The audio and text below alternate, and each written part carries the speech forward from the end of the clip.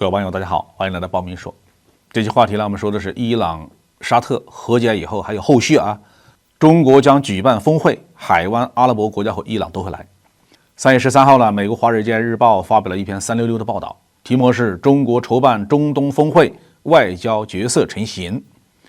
评论了中国在伊朗和沙特恢复外交关系上发挥的作用，并且推测了中国在波斯湾地区外交活动中的更大的举措。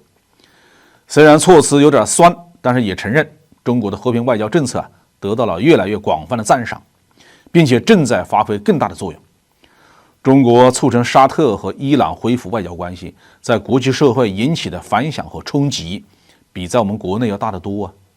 在中国人看来，两国之间应该有和为贵嘛，两国之间就隔着一条波斯湾，同为石油输出国，两国的经济收入和生活水平都不错，何必要闹意见呢？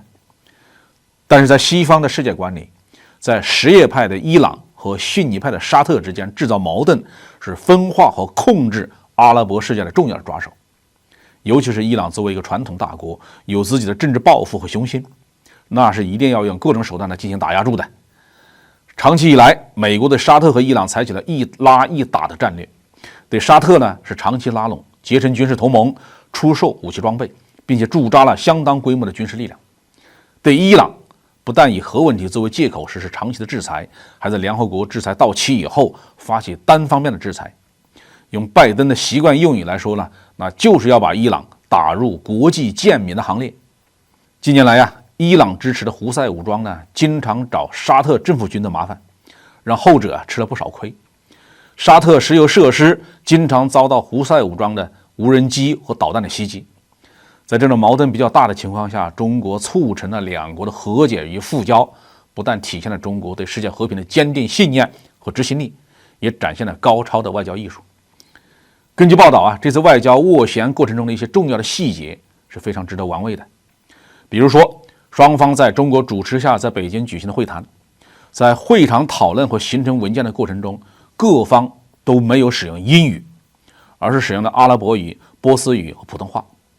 语言代表了一种文化，此前的国际谈判通用英语，其实体现的是昂萨民族的全球霸权。现在这种情形也该告一段落了。沙特和伊朗恢复外交关系，得到了全球发展中国家的盛赞。当今世界存在着不少的矛盾和分歧，其中有不少矛盾呢激化成了冲突乃至战争。战争严重伤害有关国家的社会和经济，会让它错失发展机会，只会让美国这样的恶霸趁机获利受益。这些国家大多和中国都保持了良好的贸易关系，如果地区局势和平稳定，就会持续扩大与中国的合作，改善人民生活与政府财政。有一些地区长期对抗或者是战争，已经让这些国家精疲力尽，但美国不但不提供斡旋，反而一再火上浇油，希望从混乱中谋取更多的利益。因此这些国家是迫切的需要另外一个外部力量来提供和平与调解，其中最为典型的就是阿以冲突，还有叙利亚冲突。非洲的一些国家还存在内部冲突，因此外电评论说，通过沙特与伊朗的案例，中国将成为炙手可热的和平使者，发挥越来越大的作用。在所有需要调解的国际矛盾当中呢，最尖锐的可能就是乌克兰了。华尔街日报指出来，泽连斯基也提出了对俄和谈的需求。俄乌双方呢打了1年，军民伤亡可能以100万计，双方的立场相差当然是很大的，